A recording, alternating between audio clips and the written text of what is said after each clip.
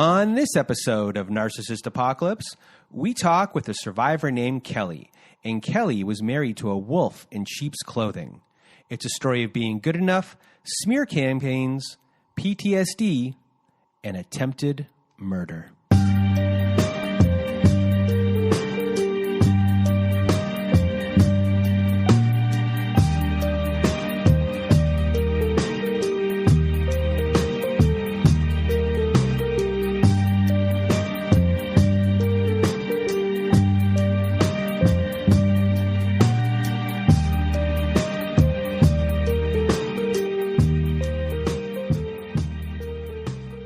Welcome to Narcissist Apocalypse, a podcast that gives a voice to survivors of toxic relationships. I am Brandon Chadwick, but my friends call me Chad, and thanks for tuning into this episode. So what is a narcissist, you may ask? Well, for the purposes of this podcast, we refer to a narcissist as anyone who has displayed a pattern of behavior that shows a limited capacity to appreciate others' perspectives. It is that simple. And before we get to our episode with Kelly, I just first want to thank everyone in the Narcissist Apocalypse community for listening to the show and sharing your thoughts by email, Instagram, Twitter, and Facebook. Also, a reminder, if you have not left us a review on whatever podcast service you use, Spotify, Apple, Google, Stitcher, CastBox, etc., please leave us a 5-star written review, as it helps out the show a lot when it comes to rankings. Now, if you have not been to our website recently at narcissistapocalypse.com, please do go there if you want to be part of our show. At the top of the page, you'll see a button there that says guest form. You press on that button, takes you to a guest form, you fill it out, and we will go from there. But another way to be part of our show is to also go to narcissistapocalypse.com and to read a letter to your narcissist and be a part of our Letters to Our Narcissist compilation episode. We have a button on that page. So on the side of the page, it's a floating button that says send voicemail. It records up to 5 minutes. So if you need 10 minutes, you got to press it twice. Anyway, record on there. We'll go from there. And if you don't want to read the letter yourself, send us an email at narcissistapocalypse@gmail.com. And in the subject line, put letters to my narcissist, and myself or my old pal Melissa will read your letter instead. Other things on our website at narcissistapocalypse.com. We are offering high-conflict parenting courses that can be found at narcissistapocalypse.com/courses. Yes, we have now partnered with an online parenting company, and many of the courses we are offering were created by Bill Eddy, who is an expert in dealing with high-conflict individuals in court, and now he's helped create many parenting courses to help you through divorce and to help support your children too. These courses are the most widely recognized courses by family courts across the country. So if you want to support the show and are looking for guidance, please do go to narcissistapocalypse.com/courses. What else do we have for you? Oh, we have our Patreon, everyone. If you want to support the show, go to our Patreon. You know what a Patreon is? It's kind of like a fan club. You know, we put extra stuff on there. We have episodes that have never made it to air, follow-up episodes with former guests, and much, much more. So to be part of our Patreon supporting the show, please do go to patreon.com/narcissistapocalypse. And last thing before we start the show, myself and my old pal Melissa are conducting a test episode of a new podcast on Wednesday. It's a call-in show. It's called the Hoover Hotline. It's going to be a very lighthearted show. So if you're being hoovered or you're about to be breaking no contact, just call us instead. We'll be taking your mind off of things, having a good time. We may have some drinks, a cigarette or two. You have no idea what's going to happen. We're just going to do our best to have a good time, take your mind off of things. Who knows what's going to happen? It's Wednesday at 7:30, and the phone number for that show to call in is 845-688-4100. I will put it in the description of this show. And the first caller that gets through, that will be our call for the night. For the Hoover Hotline, our test episode. We'll see what happens, if it works or not. Hopefully this is the first of many, and we will go from there. Anyway, enough with that. Before we get started with the show, with Kelly, we do discuss 2 events of intimate partner violence on this episode, so I'm just sending out a trigger warning for everyone.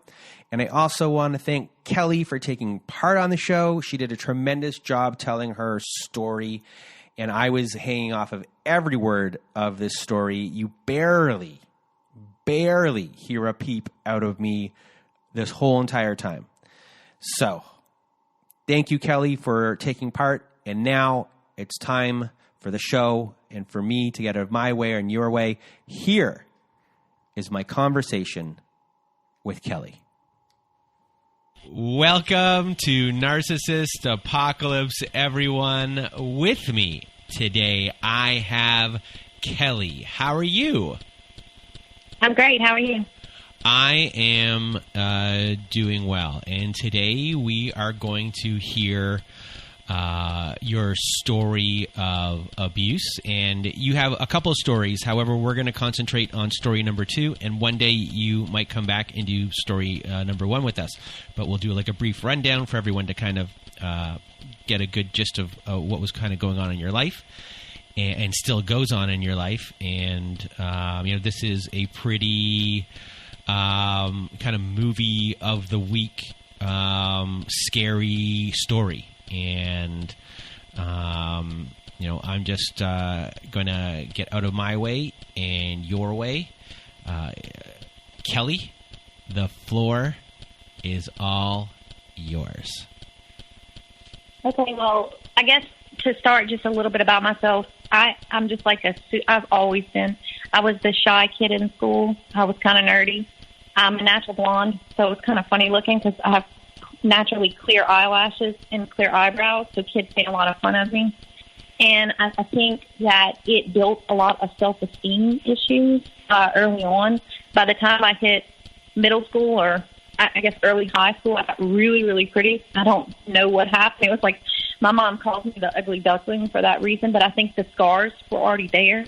And so I think that's what initially made me an easy target for these types of people because I've had, many different issues with them. But anyways, I got married right around Hurricane Katrina. I was from Louisiana, and I got married to a guy. We had 2 children together. He was very abusive. He cheated on me consistently throughout the marriage. I mean, pretty much every day of the week with lots of different people, and in fact, sometimes people he met on Craigslist.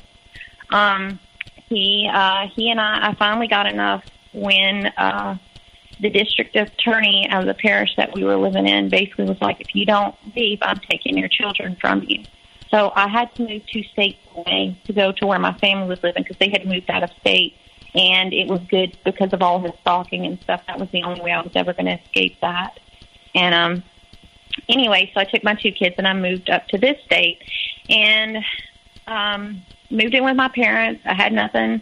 I got on my feet, and eventually I got to a place where I felt healed enough to where I could start dating again. And, we live in the age of technology. I decided to try out a dating app. And I actually met a lot of nice people out of there. I'm still not sure why I chose this guy, but out of all of them, there was this one guy who he was not the most attractive guy that I'd ever met. He had a plain, normal job. I mean, I had gone on dates with wealthier men, and I had a lot of potential suitors, but he was just an ordinary, everyday guy, liked fishing, loved Jesus. He was very religious. And the thing that got me about him was he wanted to meet my kids. He wanted to be that. They never had that father figure with my ex number 1 because he was just so self-absorbed. But anyways, it made me fall in love with him. I couldn't believe somebody wanted to teach my little boy how to fish. Anyways, basically we started dating. A lot of it, we'd go out at night, but still he was there the very next day, doing stuff with me and my kids, just wooing me very hard, talking about, how pretty I was. And and all this other stuff, and just, you know, how great we were, and, you know, like he'd never dated anyone before. I mean, he really put me on a pedestal. And he wasn't very attractive, but he was nice looking, and he seemed like a very nice guy, which was completely opposite of the first man that I was with, because the first one was very pompous and arrogant, and he was very good looking. I mean, he looked like a model, the first one, their father. So the second one, you know, I was like, well, you know, the looks, I can definitely, you know, with that. If the guy just treats me so well, I don't know. And anyways, months go by. We end up, I say probably 6 months. He's ready to get married. Oh, he's dying to get married. So I said, okay, well, let's do it, you know. And so before we continue, during that time, those first 6 months, were there red flags that might have popped up that you ignored or didn't see because you were blinded by, the love bombing and how you were being treated? There was actually a couple. One incident was that I took him to meet. I have a friend here that I had made, and she's my very best friend here, my only friend. And I brought him over there to meet her, and he was really a jerk about it the whole way there. I didn't understand why he was being so moody. But when we got there, he put on his happy face, and he tried to pretend like he was happy. And I found out after the fact, every time I was talking and like just talking about how great our relationship was and how happy I finally was in my life, he was rolling his eyes behind my head. Like, he was like sitting a little bit further back from me and like rolling his eyes about it, like, I guess like I was a joke or something. And the other thing was, at the time, my papa had moved up here along. My mother was his only daughter. And so my papa and my mom had bought adjacent land. And my papa found out he had cancer, colon cancer. And this guy used to go and visit my papa a lot, because my papa was into hunting and fishing and all that stuff. They really bonded. My whole family loved this guy. And papa's chemo pills went missing. We couldn't understand why his chemo, he lived alone. My grandmother's been dead since I was 2. His chemo pills just disappeared. Well, right after that happened, the guy, my ex's mother, calls me and says, he is just too sick to see you tonight. He asked me to call you. He's throwing up. He's violently ill. We may have to take him to the hospital. I don't know what's going on with him, but he wanted to make sure you knew that he wasn't going to be able to make it tonight because he is just too sick. Well, about a week later, right after his next visit, that bottle showed back up. And that was something weird, too, because I did kind of catch on that there was something there that was like, he shows up and the pills show up, and that's kind of funny, you know. But anyway, that and there were times that he would make these comments at me that were like he was saying it in a loving way, but he was knocking me down off of my pedestal, making sure that I knew I was as imperfect as I was, like how lucky I was to find a man that I would actually give a woman with 2 children a chance, and that maybe my first ex wasn't so bad. Maybe it was all of my crazy that made him act that way. There was little things, yeah, but I mean, this guy was pretty slick, so he didn't let it slip off him. Mm-hmm. So at the 6-month mark, at that point, he wanted you to get married, or yeah. And so what happened from there? Well, I got all excited. You know, I had never had a wedding with the first husband. I had gotten pregnant, and so we had like kind of a justice of the peace sort of thing.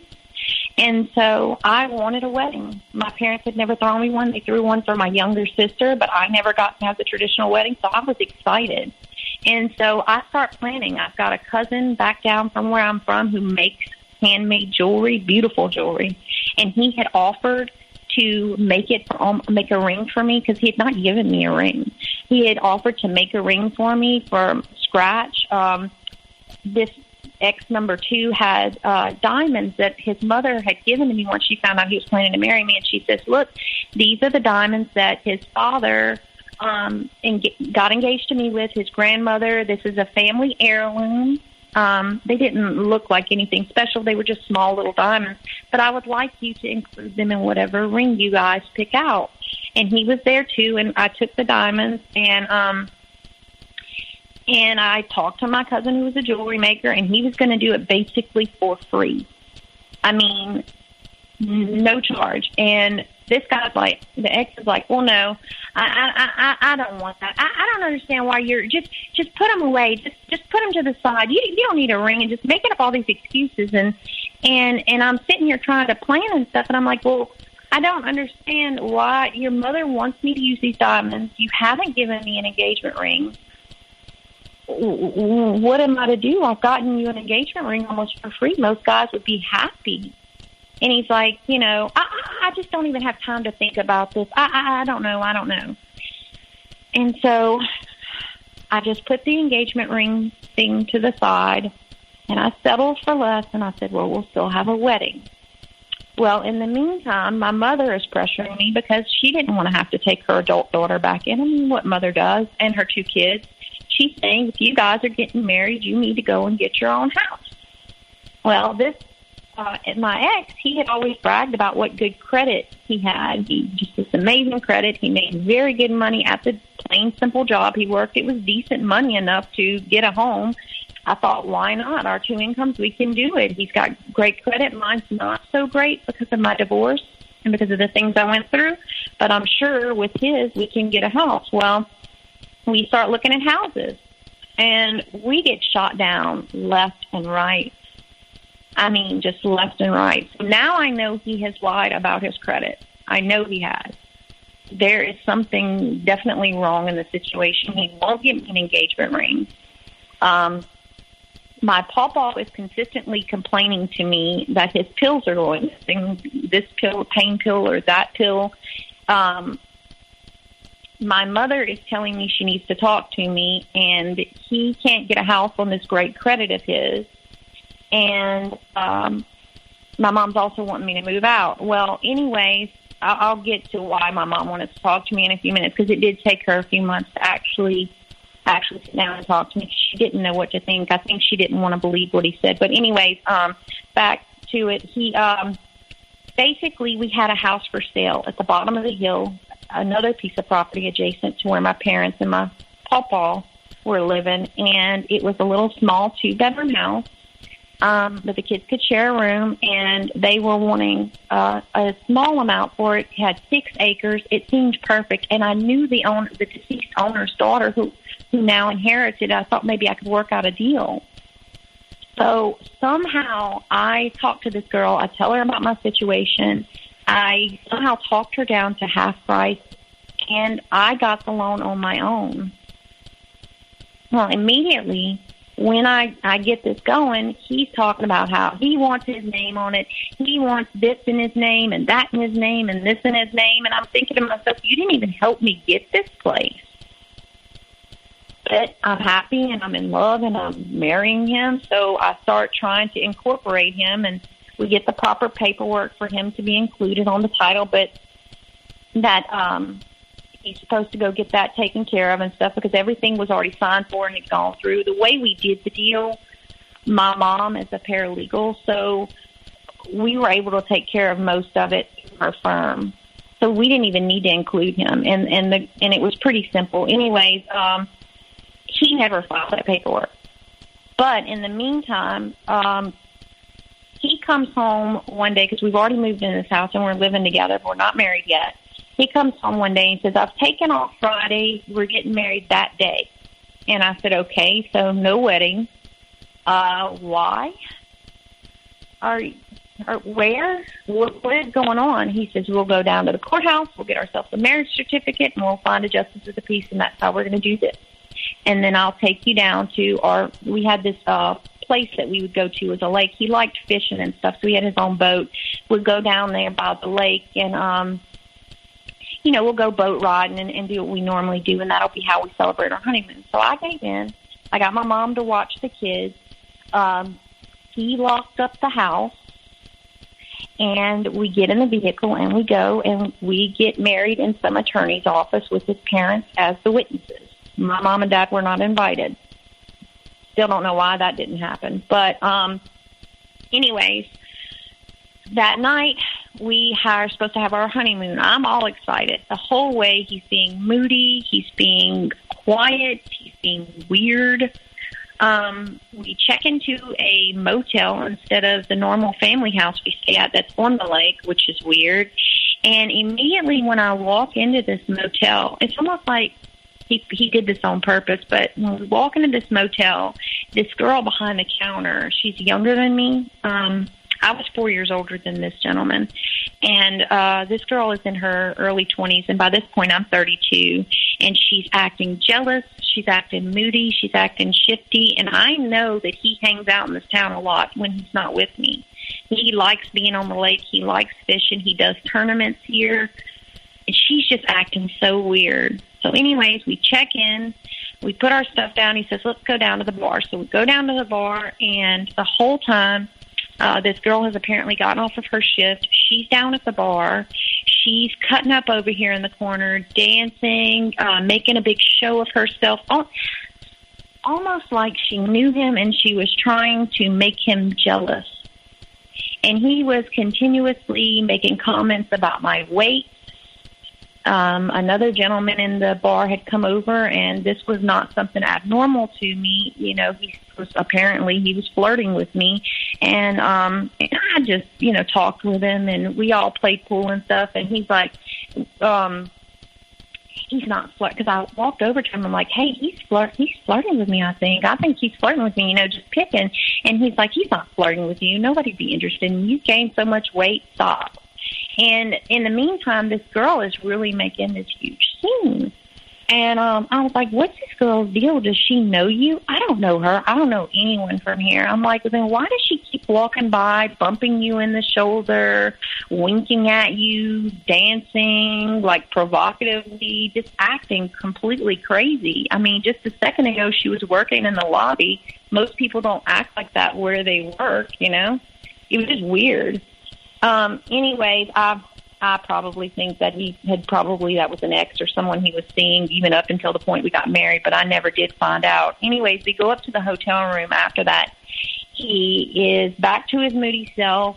We do not consummate the marriage. That does not happen, which he knew that in my first marriage, that really made me suffer when I got married the first time, because that didn't happen. In fact, it didn't happen for the first couple of months in my first marriage, because I was treated like I was disgusting and not good enough and not worthy of him anymore. And this is exactly what this guy is doing to me now in the second marriage. I told him one of the most vulnerable places in me, something that hurt me so severely, and I'm watching him do it to me.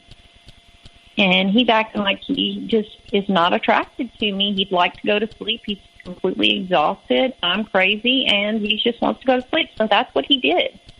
And so I fixed myself a stiff drink and sat up the entire night crying in the hotel room. The next day, we packed our stuff. We never went on the lake, and we came back to our house. When we get back to, my house, really, we get back to my house, and my doors are wide open. The only two people on the earth that I assume have the keys are me and him.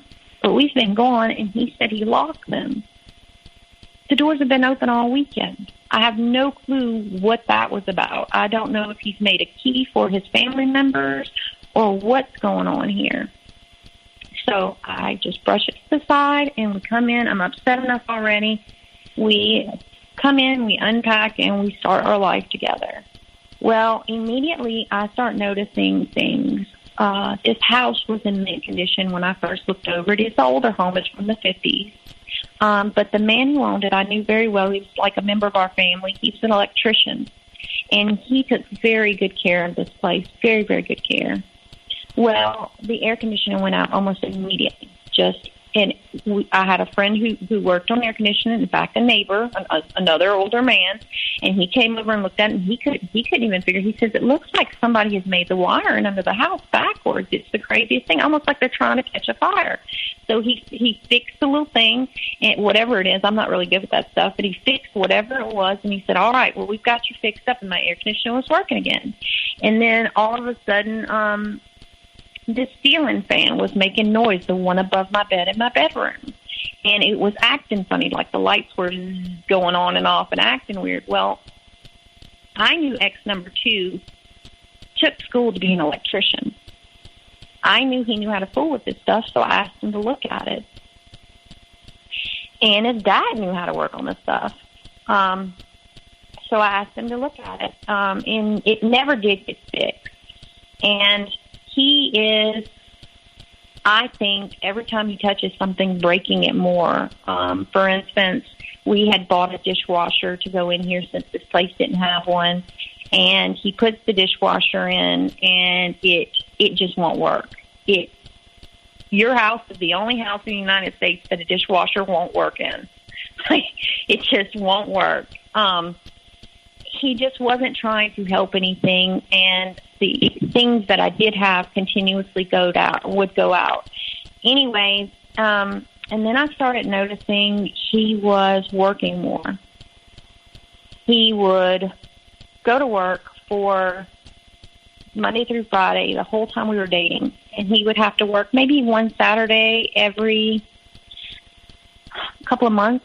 He worked for a local water department, so it's not like he, had this big job. He had to do like a police officer or anything like that on call, or he worked for a water department. But all of a sudden he had to work every Saturday and Sunday, every Monday through Friday, every single one. And basically he was being more cold and more distant than ever. And when we were going to places in town, like this one particular gas station, I had made this gas station because at the time I owned my own business. I made all natural, like beef serums and soaps and things like that. And I had made friends around here because I had a lot of my customers. I'd just bring them their products. They'd give me the money and whatever. Well, I had sent him one time to go and deliver this really young college girl's products to her who worked at this gas station. And I said, look, this is her. Just give her the stuff. She'll give you the money for it, blah, blah, blah. I'm just too tired. And so he did go. Well, after that, all of these girls start treating me so weird. Nobody's buying my products anymore. This girl is turning her nose up every time I go in there. And it's just, I've never had a problem with not being able to make friends. I'm nice to everyone I meet, and it's really hurtful because this is affecting my business too.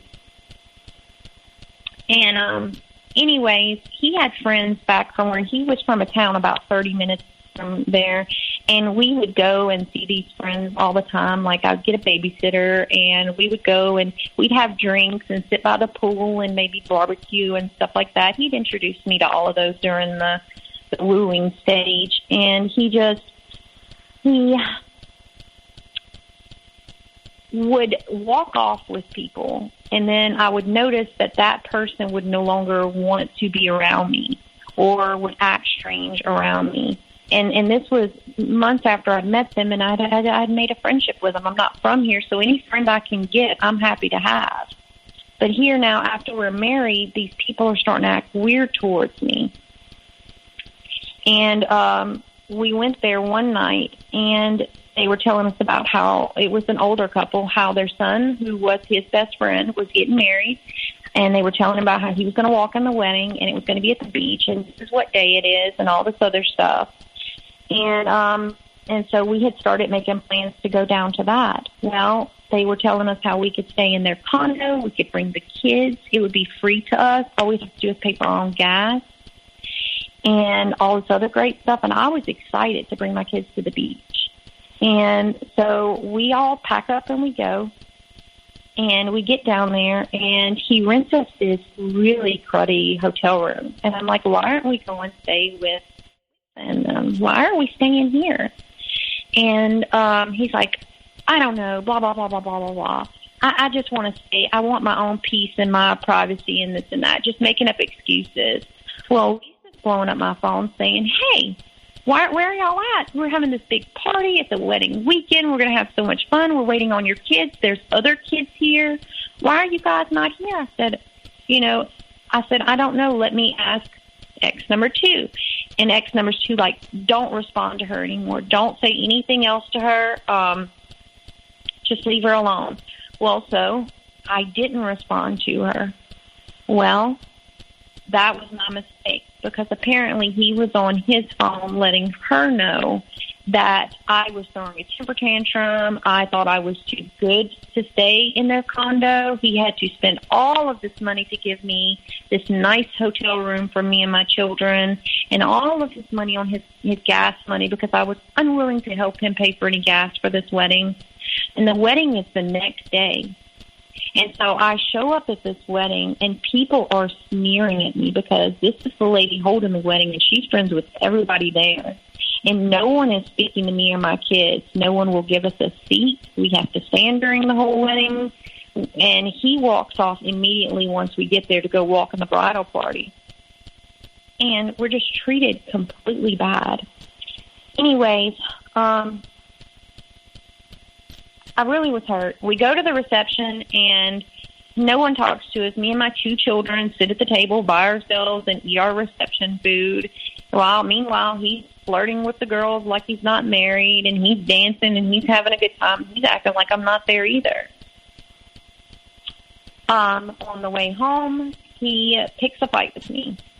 So here I am in hot water again, and I'm still unaware of anything I've done, because it wasn't, I didn't find out at that weekend that he had said the things he said. Otherwise, I would have been able to take up for myself. So anyways, we get back home, and I'm hurt. I'm upset, but I let it go because I love this guy, and my whole family loves him, and they never even loved the first guy. So there must be something wrong with me at this point, because for me to be being mistreated by someone that's so good and so perfect that everyone loves, I must be defective. This is what I'm thinking. Anyways, he started spending more time at his family's, and I had become really close with his mother and father. I would visit with them. I would bring them cakes. I was just trying to get close to them. And they were very nice people, like the most warm-hearted, nice people you could ever meet. I even started trying to go to their church, even though we're not the same religion. I'm Catholic and they're Baptist, just to try to be close to these people, my new in-laws. And I'm noticing here lately they're making comments about me and my jealousy and my controlling ways. And I'm thinking to myself, are you kidding me? This guy does whatever he wants, whenever he wants. And I don't even try to control him. I don't understand what's going on. And I apologize. I need to back up because I need to go back and mention the fact that I completely forgot this. 2-3 days after we got married, I woke up that morning to go on a job interview because my at-home business wasn't making enough, and I was going to get something part-time. And I went out to my car, and it was on a flat. And so I go out there. I know how to change a flat. I started to change it, and he was supposed to be at work. He shows up here and says, "Oh, no, I'll fix that. And by the way, we have a lunch with my uncle and my mother and my aunts today. We need to go to this." And I say, "Okay, why?" "Well, I'm going to put you on my medical insurance." And I say, "But I've got a job interview." "Oh, you don't need that. I'm going to take great care of you." When he's the one who was pressuring me to get the extra job. But anyway, so I get dressed in appropriate clothes. We go to this lunch, and I find all of these forms. And his uncle informs me that I've just signed up for a life insurance policy that makes X number 2 the beneficiary, that there's a $20,000 policy on both of my children. How generous of him. I never heard anything about any of his policies being, making me the beneficiary. But I assumed with all of that the medical insurance must have been folded up in there somewhere, and they're just not talking about it. So I wanted to mention that because that is something very important in the story. Anyways, back to the present. At this point in time, once we got back from the wedding, I got really sick, really, really sick. and I had to go to the doctor. But I've got medical insurance now, which is something I had not had since I moved here. So I go to the doctor, and I say, look, I don't have a card, but this is who my husband is insured with. This is who he works for. We live in a small town, so I just assumed they could look it up on their computer or whatever. They're like, no, you're going to have to contact them for a copy of the card. Okay, so I text him, hey, can I get a copy of the insurance card so that I can be seen by a doctor? I'm really sick. Well, the thing is, I haven't signed you up for insurance. I said, okay, so what was all that sign? Well, that was just life insurance. And so bells start and alarms start going off in my head. We had talked about putting me and my kids on the medical insurance because that's important. But the life insurance was something that caught me off guard at the time. It raised flags, but I thought maybe he was just being a nice guy. But now I find out I didn't get any medical insurance. My kids have zero medical insurance, and this whole time I could have put them back on Medicaid when I had taken them off. And I'm screwed, so I had to go back home.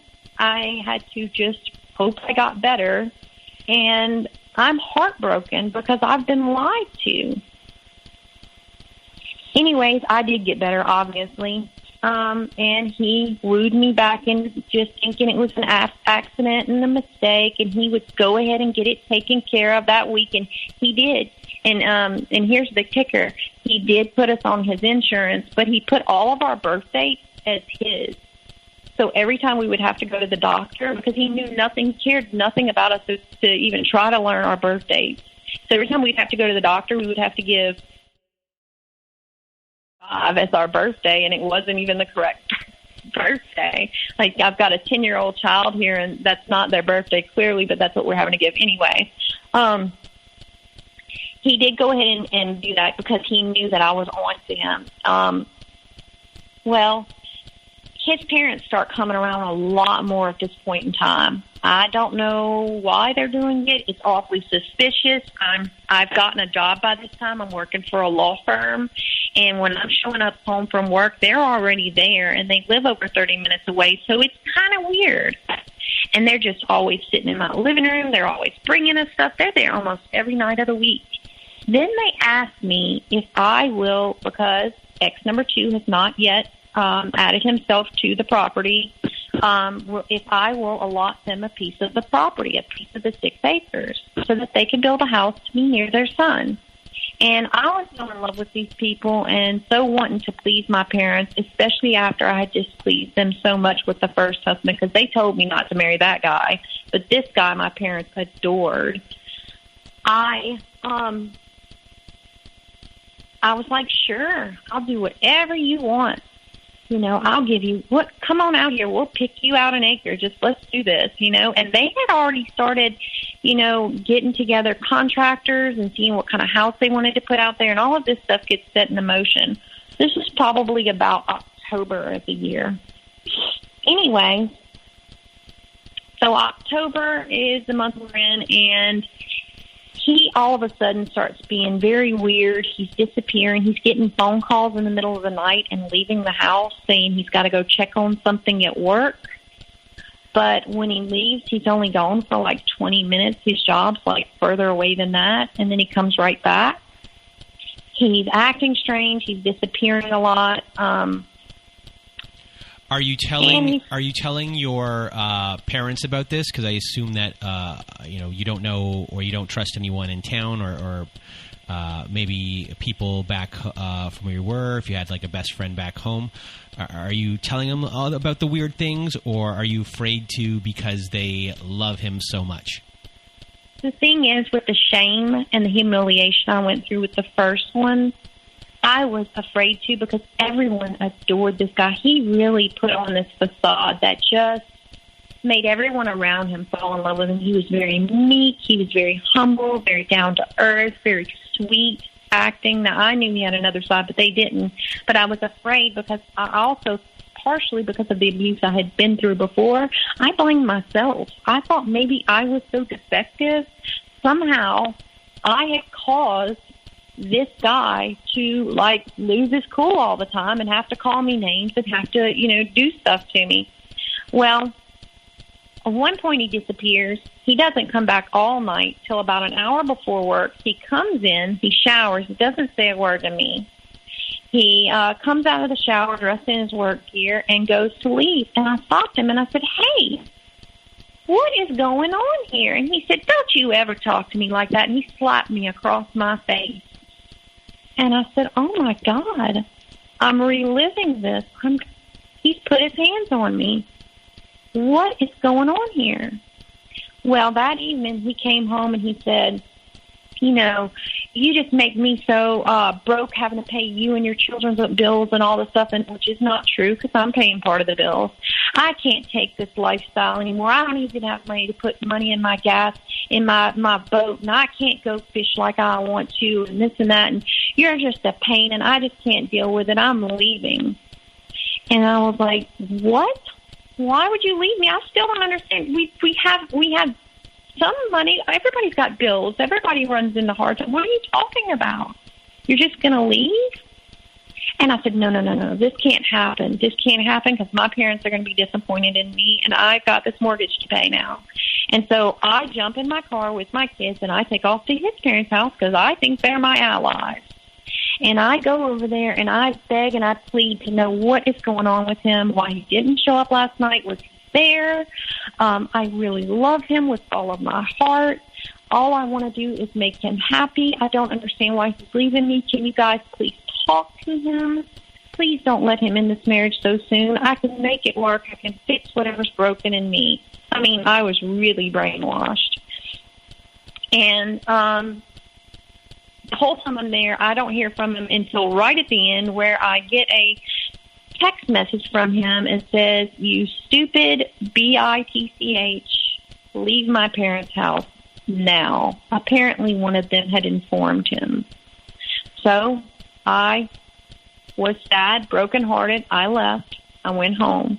By the time I got home, he was not here. His parents, this house came with no refrigerator. His parents had bought the refrigerator as a wedding gift. He had taken, this one man wanted me to believe that he moved an entire fridge by himself out of this house into the back of his truck and had left all of me and my children's food on the floor. Everything we had to eat on the floor to rot.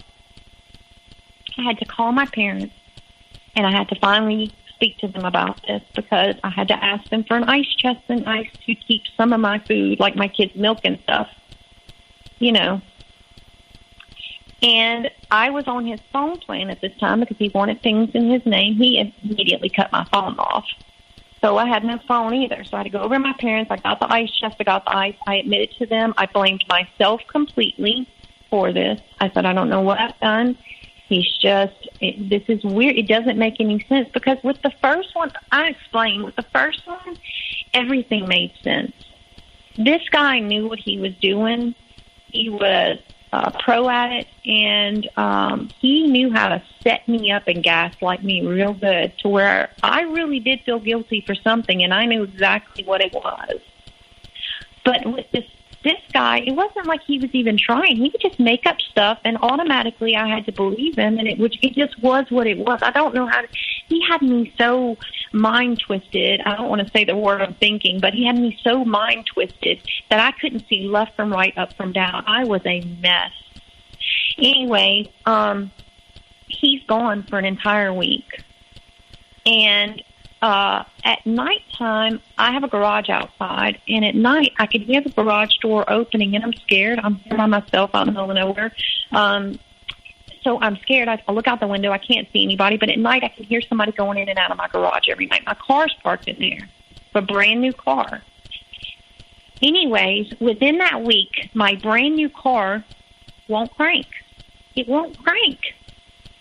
So my mom takes me down to the local O'Reilly's, the auto parts store, to see if maybe they can help figure this out. Because I don't have money to take it to a mechanic or get it towed. And one of the guys there happened to be experienced with vehicles. His name was such a sweet guy. He was a U.S. Army veteran, very nice guy, married, children, everything. He befriended me. I make friends easily.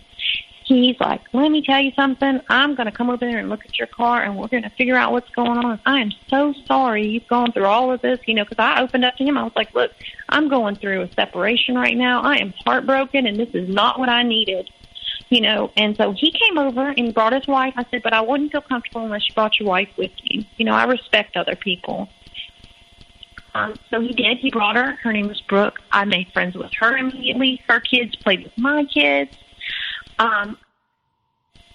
Used this stuff called gum out and flushed it through my gas tank and stuff. And what he said he thinks happened is that somebody put something in my fuel tank, because he did a number of things, but basically, essentially what was happening is gas wasn't getting into the vehicle, whether that be sugar or anything else. This guy had put something into my tank on my brand new car, and I couldn't point the finger at him, but apparently he was doing this. But I didn't know for sure. It could be a neighbor or something, so I left it at that. Well, I was like, I'm so thankful that you guys have done this for me. I have no money to pay you to thank you, but I'm Cajun, so let me make you a pot of gumbo tonight. It's cooler outside. It's a good thing. I have the ingredients. Let me do it for you. So I made them a pot of gumbo. They stayed over here. Their kids ate, and apparently I was right on my gut feeling that he was coming around, because I get a text message from him, and it says, moved on so quickly. Now, this guy's supposed to be staying at his parents', which is over 30 minutes away, so how does he know that there's a vehicle in my yard? And I said, no, I have not moved on. What are you talking about? Well, you've got company over. And I said, well, my car broke down, and I've made some friends. He shows up and walks in like he's been here the whole time. And it's very weird about it. Like, we're all having fun. We're joking. We're talking. He doesn't come in and introduce himself. He doesn't come in and say hello. He sits in a chair and stares at everyone like, get out of my home.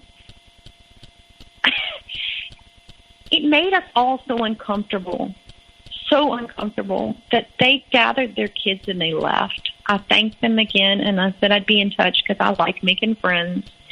And I let them go. Well, as soon as I left, he tells me I've got the refrigerator in the back of my truck. If you'll help me, because apparently he could get it out of the house, but he needed my help with the dolly to get it back in. I'll go ahead and give it back to you. We're back together. And I said, we're back together. Okay. So he comes back in. He moves back in. I'm very uncomfortable about what he's saying. So I said, well, why don't we take our time? Why don't we start moving back in slowly? I do thank you for the refrigerator. I'm still not sure why you took that from me and my kids, but I'm glad to have it back. And maybe we could just ease our way back, because there was something about me that was making you unhappy, and I can't deal with heartache again. And he says, no. We're getting back together right away. And sure enough, by the very next night after work, he shows up with all of his bags. And he's moved himself back in. And so he was back for around a week. And he comes home one night. I don't drink often, but like I said, I am Cajun. We like a good beer every now and then. He comes home one night with beer for me. I decided to open one up and clean the house and, have it or whatever. And then I had two. My kids were asleep. I'm fine, whatever. Anyways, on the second beer, I decided I would go ahead and put it away in the fridge, and I did. But I had alcohol on my breath. And I was doing something in the kitchen, and out of the blue, this man walks up behind me and says, I never did love you, right? And grabs me with the back of my head against his chest. He was taller than me. And takes his arms, one arm wrapped, the left arm wrapped around my face across my mouth, and the right arm wrapped around my face, crushing my nose where I can't breathe. And he starts slamming all the weight of his arms into my face, and I can hear my nose cracking, what feels like my skull cracking. I can't breathe. and I can feel my teeth shifting in my head. He's pushing so hard. I'm thinking he's trying to pop my head open. What is going on? And anyways, I apparently passed out because I woke up and I was in the floor, and he's standing over me almost like he's deciding what to do. And I don't think he's happy that I've woken up. I think at this point I'm wondering if he thought I was dead and was deciding what to do. And anyways, I flipped out. I freaked out. I said, why would you ever do that to me? Why would you hurt me like that? I think my nose is broken. It won't quit bleeding. I'm in complete panic mode. I'm hyperventilating. My children are asleep. I'm trying to keep it low so I don't wake them up. And I'm pretty messed up right now because I've got flashbacks of number one coming back hardcore now because I've been through this stuff and I know what this is. And this is worse than anything number one ever did to me.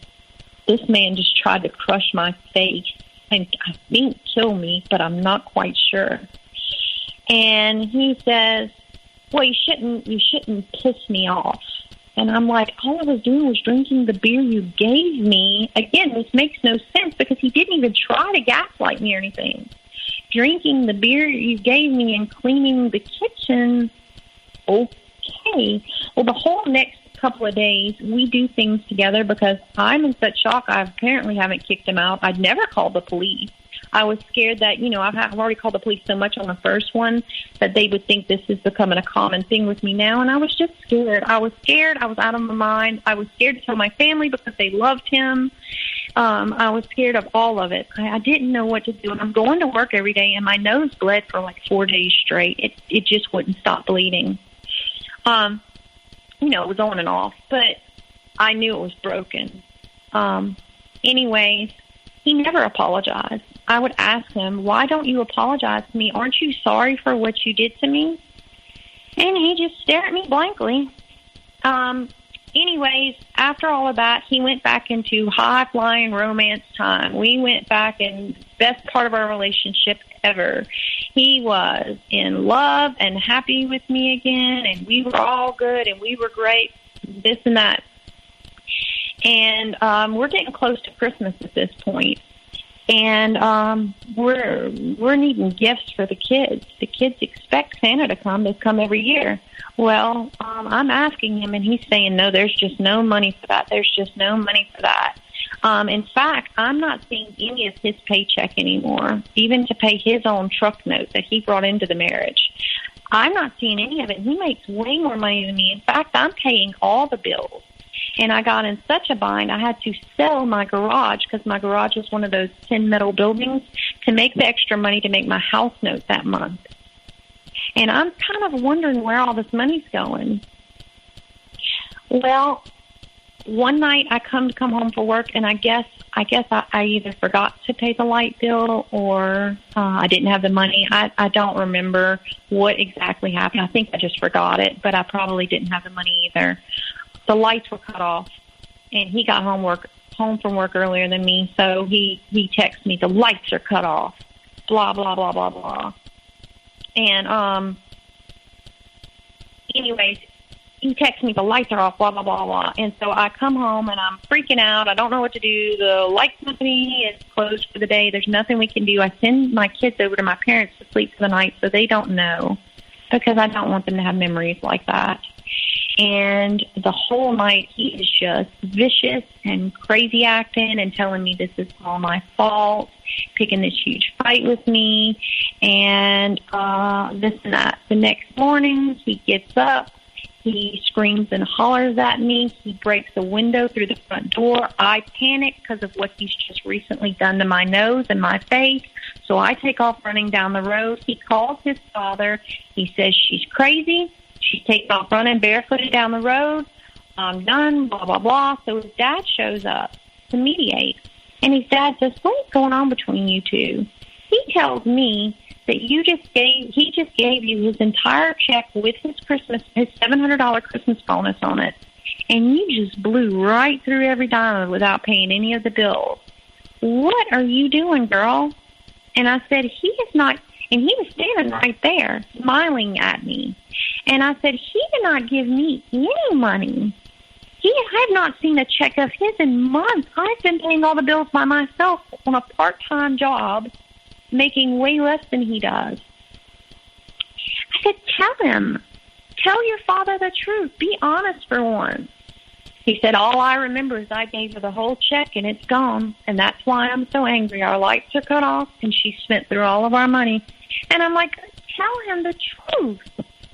And just, I think I was in shock. I couldn't believe he just so easily, just such a blatant lie.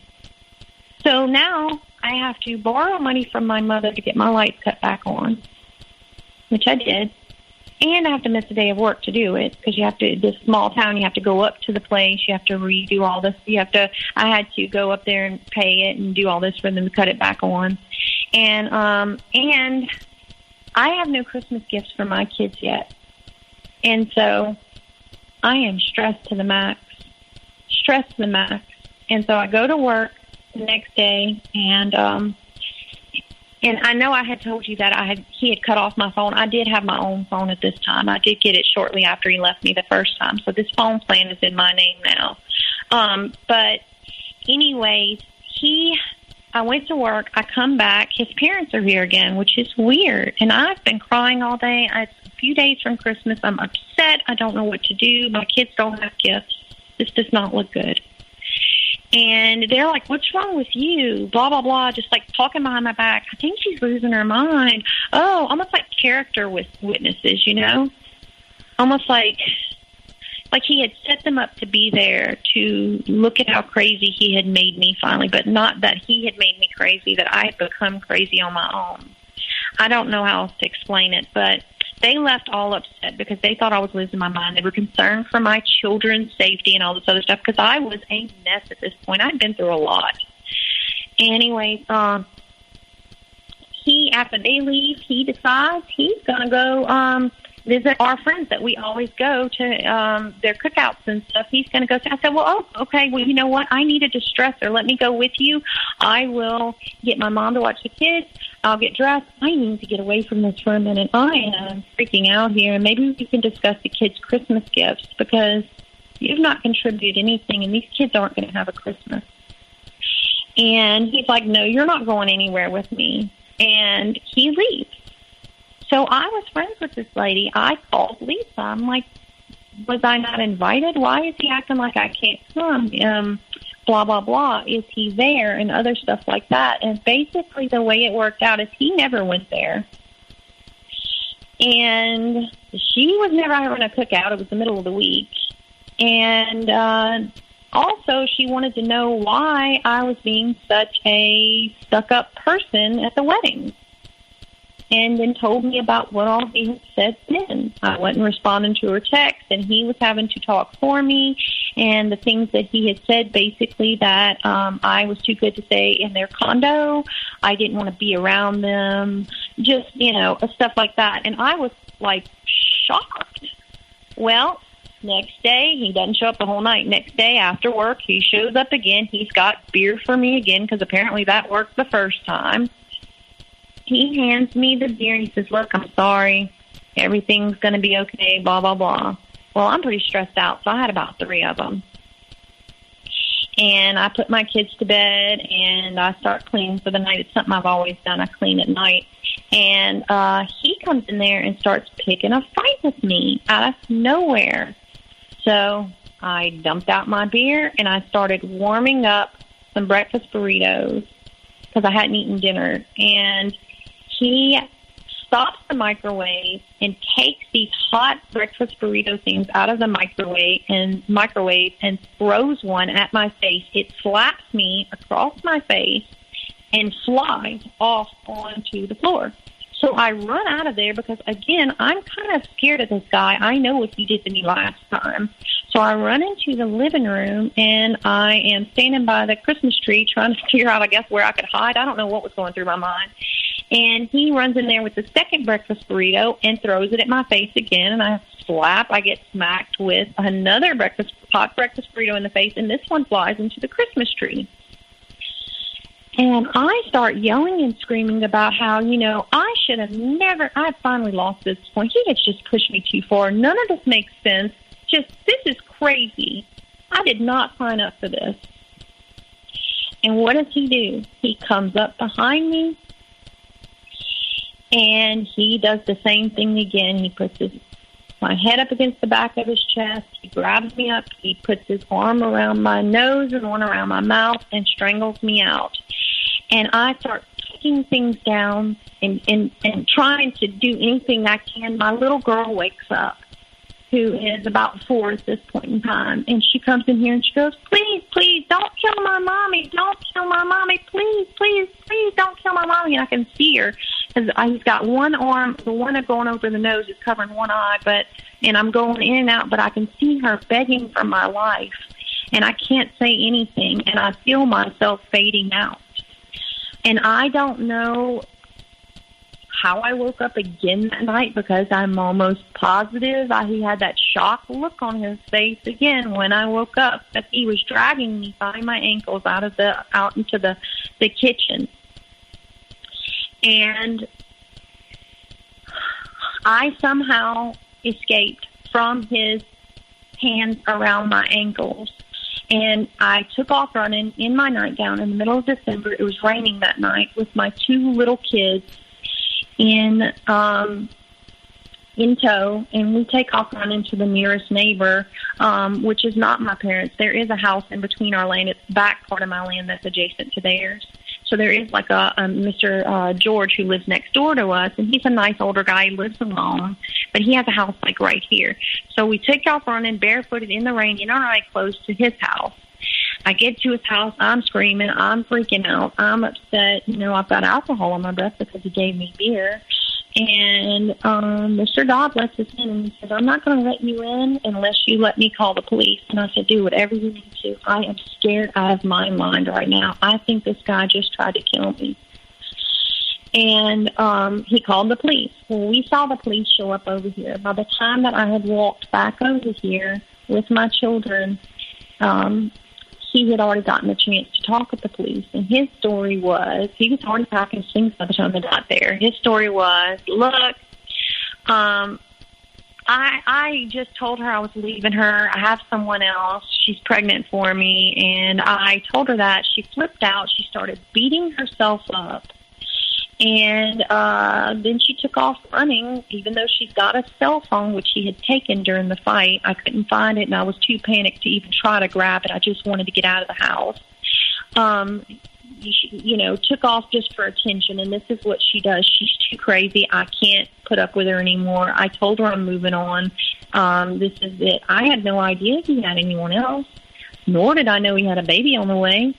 I had no idea about this stuff. So the cop comes and gets me. I'm freaking out pretty hard at this point. I'm shaking. I'm crying. I do look like the crazy one. My hair's here to there. I've got blood all down my face. And the police officer asked me what happened. And I told him. And now I've just told you the story. How many people would believe that story? I mean, to have hot breakfast burritos thrown at your face and this and that. And there was 2 cops there. There were 2 cars that showed up. The first cop looks and he says, oh, come on, man, this is crazy. Just let the guy go. He's packing his stuff anyways. Let's go on. We got more important stuff to do. But the other cop says, no, man, I think I'll stick around and investigate this a little further just because there's kids involved. Why don't you go, man? I know there's another call.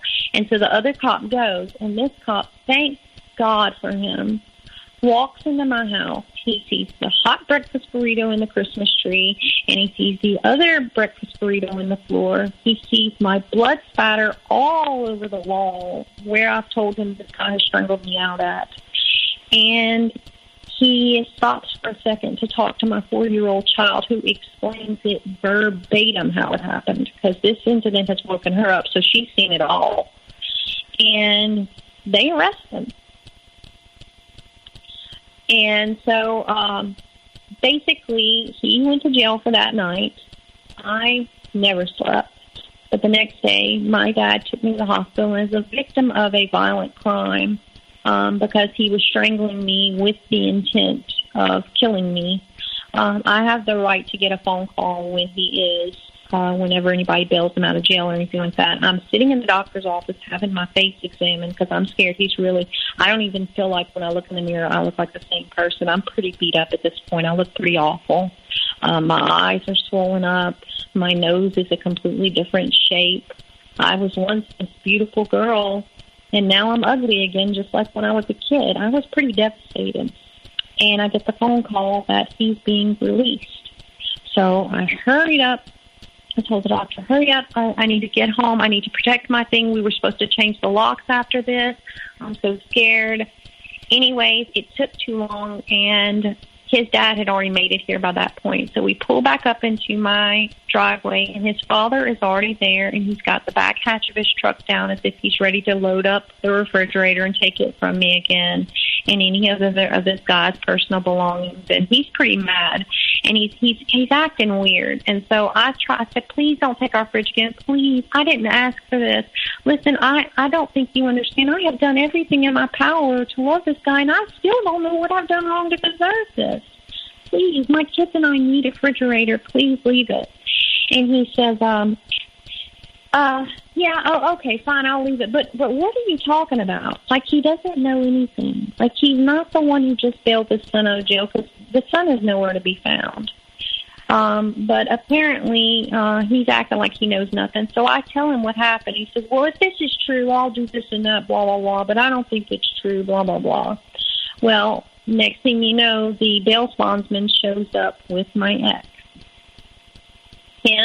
He jumps into his vehicle and leaves. His dad jumps in his vehicle and leaves. Everybody's gone. And I'm thinking, well, my marriage is over. I've got to start coming clean with my entire family. And this has lasted a grand total of maybe 3-4 months, this whole marriage in total. And I still don't know what happened, why I deserved any of this. I still can't put 2 and 2 together. I feel like I'm losing my mind. And anyway, I start talking to my mom, because my mom wants to work up of everything. She's a good mom. She tries to give us space when we need it, but she also tries to be there when we do need her too. And she tells me that for the last couple of weeks, he's been stopping by their house before he comes home from work and telling her, you know your daughter has a drug problem, don't you? You know your daughter doesn't want to work. She wants to sit at home all day. You know your daughter has a drinking problem, don't you? And my mom knew me well enough to know better than that. I've never tried drugs. And anyways, it was shocking to me that he was on a smear campaign before any of this, and had been for months, because then my papa comes around and starts telling me about things he said about me to him. And everybody that I had avoided talking to was hearing things about me, but they had avoided talking to me too. This guy had manipulated the situation so much that even my papa was heartbroken. It was like this guy had broken up with him as well. Everybody was heartbroken, and no one could understand why or how this happened. And I still don't have gifts for my kids, and now we're like 2 days from Christmas. So my mom was kind enough to buy the gifts on the promise that I would pay her back on my next paycheck. And I did, and she bought me a few gifts for my kids. And I start getting prepared for Christmas. Meanwhile, he knows he's got a trial coming, and it's basically attempted murder. And so, and I'm definitely pushing forward with it because I'm pretty upset. Someone has fooled me again, and I'm heartbroken. And so, immediately, he starts the stalking. Immediately, in fact, the day we got back from shopping for the gifts, my kids were with my father, and my mother and I had gone to town to try to get what we could, and I had gone ahead and I was going to put them in the front closet. So she said, I'll drop them off at your house, and then I will go back to my house, I'll grab them, and I'll just bring them back to you. That'll give you enough time to put them away so that they can't find them, because they still believed in Santa and stuff, and then you can get everything together, blah, blah, blah. So I did. I put them in the closet, and during this time, my nerves were shot. So I had to go to the bathroom pretty bad, and my stomach was upset. and I didn't even have time to shut the door. So I run to the bathroom, and I'm sitting on the toilet, which faces the doorway, and I've got a bedroom to either side of that door. And all of a sudden, I see this black shadow almost almost like it's peeking its head out the door, but not wanting the person who's attached to the shadow to be seen. And I watch it. It's like trying to listen to see what's going on, and it's like trying to figure out what to do. I see it scratch its head. It's definitely a man shadow. And next thing I know, I hear doom, doom, doom, doom, doom, footsteps. I hear the window slam open in there, and apparently someone jump out, and I'm stuck on the toilet. There's no way I can get off. My stomach was very upset, and I'm humiliated because the door was open. It was him. He was in there trying to do something already. So I knew he was breaking in. My mom's like, okay, we'll fix this. We'll nail the windows shut that don't lock, set some windows that didn't lock. We'll change the locks on all your doors. We'll get this fixed. And because we had figured out that also the day the dad came over and he had all my doors unlocked, who had unlocked and opened all the doors while we were on our honeymoon, it was him. They all apparently had keys to my house. And they were all definitely in on this.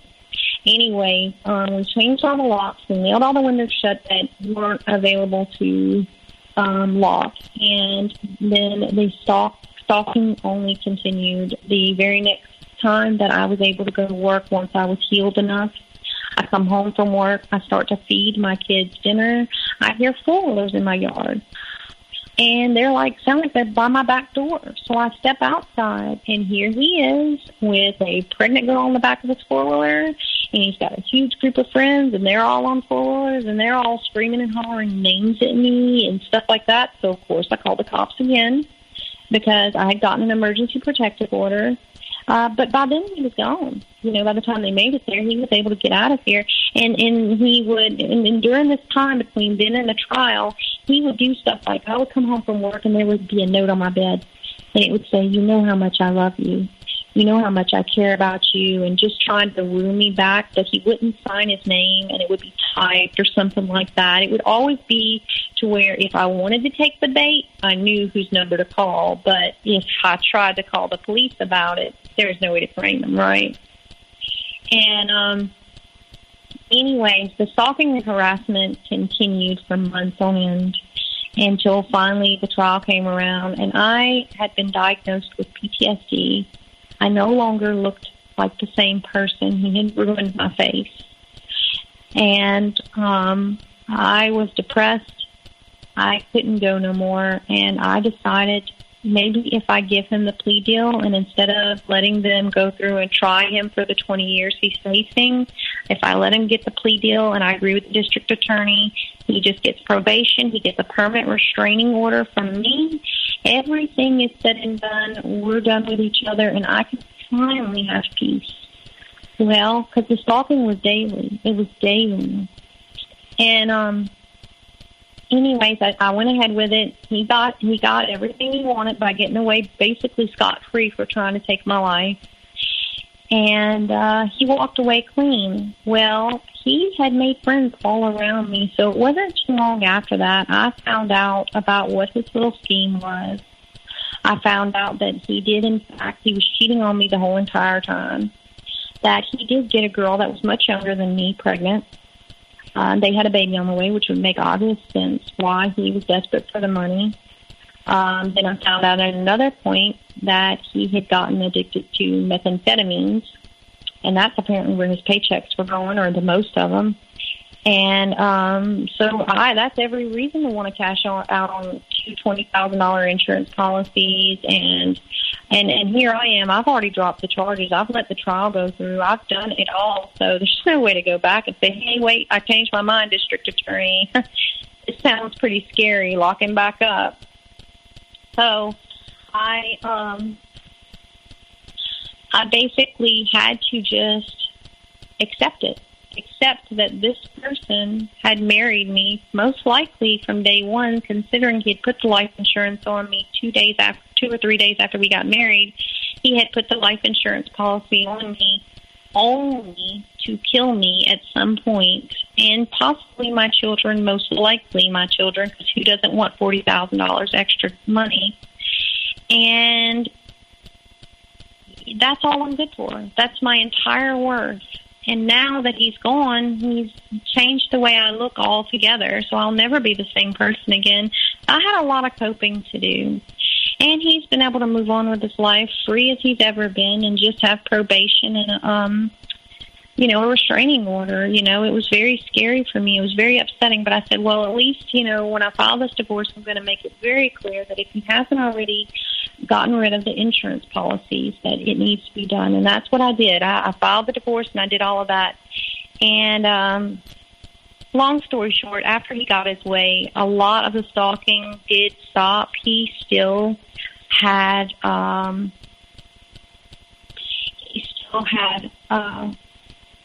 done some of the stalking, but not as much. And he had actually, I found out from my ex number one, who was trying to be all buddy-buddy with me now that I was newly single, that he had actually contacted him and was trying to get him to testify against me and stuff like that. Like, he was getting all his ducks in a row. And anyway, years down the road, this is the end of the story, but years down the road, I am working at a new law firm full-time. I've completely gone through counseling. My children have gone through counseling. Our life is brand new. I've started a new relationship. I get a piece of mail in. I've never gotten a piece of mail from this insurance company, so I open it. And it says you're 30 days late on your policy premium payment, monthly payment, or whatever you call it. He still had the life insurance policy on me. And I do believe that until that day, that was God stepping in, because when I found that piece of mail in my mailbox, I immediately called them and said, cancel any policy under these three names. But until that point in time, he was still, and he was going to wait for the new to wear off of everything. And he was going to come back and, burn my house down in the middle of the night, because I was nothing more than a cash transaction for him. I was easy money. So now that, this has happened, you canceled all the insurance, you went through the process of healing in PTSD. How long did it take, or do you still battle your PTSD? I battle it. I don't think it ever fully goes away. They made me do a lot of different things. I'd gotten to the point where I was hearing voices. I was so traumatized. Apparently weren't there, but I still to this day believe they were, because I had heard them and all that. So it took a very long time in counseling, but I'm not fully healed, but I'm a lot better than where I was. A lot better. And how are your children doing? They're doing better. They're good. My daughter still has flashbacks of what she witnessed. She's now 10 years old, but she still has flashbacks. But my son, he's fine. He's sad because he did love this man very much, and he especially loved this man's father very much. And so he's sad that they're gone, but he didn't actually witness that night. She did. And so she was pretty traumatized. But they've gone through counseling. They're doing a lot better. They did used to tell me whenever this all was going, right before the trial and everything like that, a few months, it was like a 6-month waiting period between the time it happened and the trial. They would tell me that they saw him at their school. He'd be standing outside of the fence waving at them. Crazy stuff. Crazy stuff. That he would be coming to their school, taunting them with that. But they're better now. And you also said that you're now in a relationship. So how difficult, after going through husband number one, who presented abuse in a different way than this, so still like this, but not to this extreme level, husband number two, how do you trust other people again, and how do you trust your judgment again? And what were the processes that you went through with, I guess, your therapist, a trauma specialist, and maybe your church? Well, okay, so during the time that I was with him, because of the first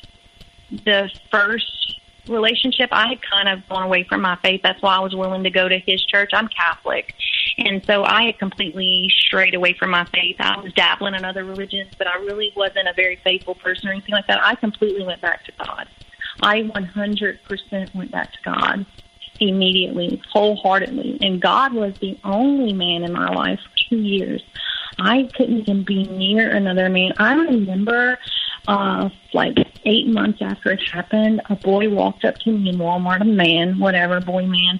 He walked up to me. I was in the freezer section. He asked me for my phone number, and I dropped the bag of corn. I had like a steam bag of corn in my hand, and I started crying and staring at him. It was insane. Like, he probably got the shock of his life. Like, all I did was ask her for her number, and I just started crying. I was scared. I was freaking out.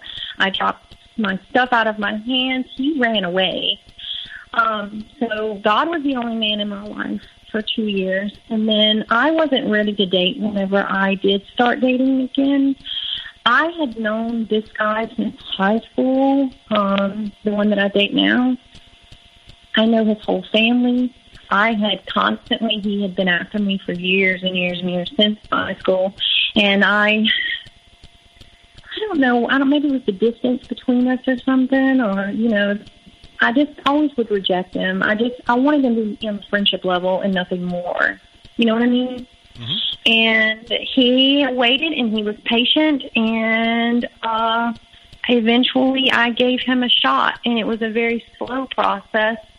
It wasn't like I was ready to just jump right back into it or trust him again. And he has had an uphill battle with me, because there are times where I push him to his breaking point, accusing him of things or thinking this or thinking that, and he has to be patient and know, I had to explain to him, here's what I am, here's what I've been through. I am damaged goods. And if you're walking into this, you need to know this, because I'm going to push you to your limits, and I'm not going to mean to do it. And I do have PTSD, and I don't think you ever get rid of it. Like, as far as I've heard, you don't ever completely heal. It's like the switch in your brain that makes you have coping mechanisms. It's almost the way I try to explain it to people, where you can cope in normal situations or even like extreme situations or anything like that. Switch breaks.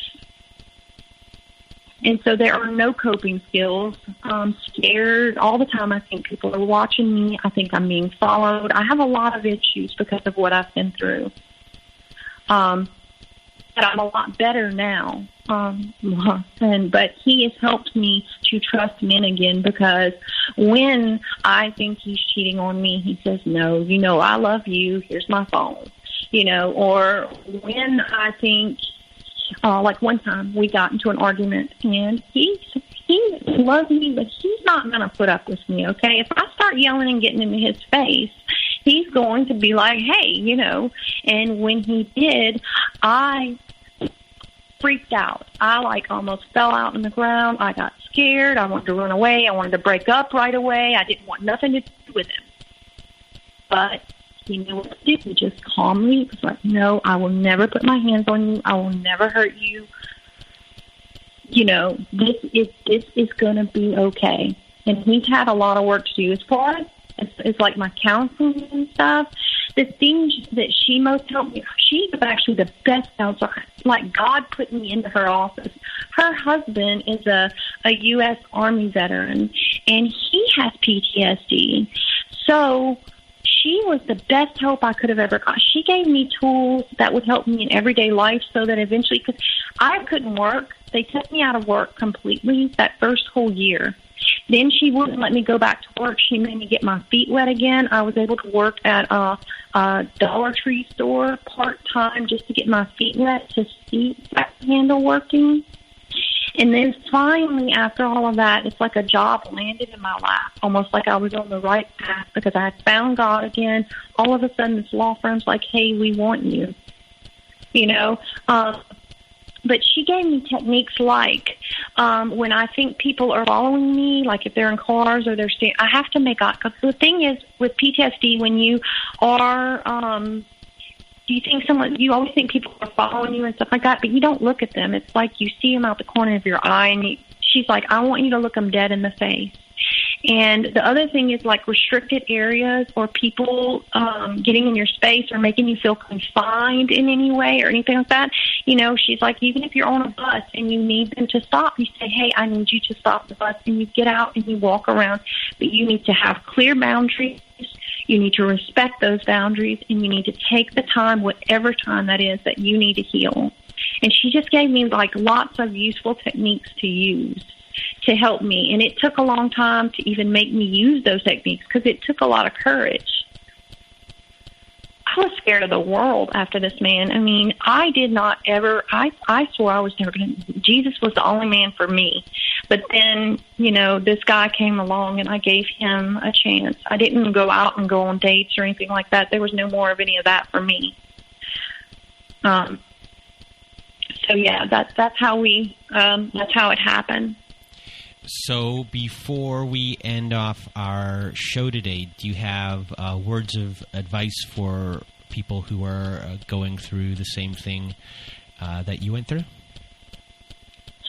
Yeah, I would say, number one, if you've ever been through it, know that when you walk away, you are a walking target.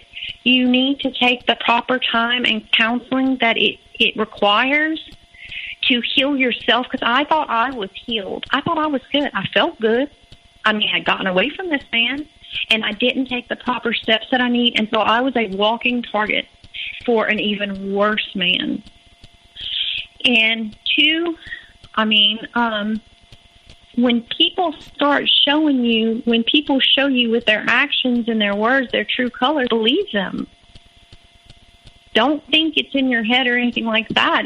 What they are showing you is who they are. If they say it to you once, they mean it. And the other thing would probably be if anybody tries to put a life insurance policy on you but doesn't even give you a real wedding or a honeymoon, and it's like 2 days after the shotgun wedding, you might want to get a little bit curious about what's going on. Well, Kelly, I'm happy you're here. I'm happy you are on the healing journey and that you found someone new and that your kids are doing well.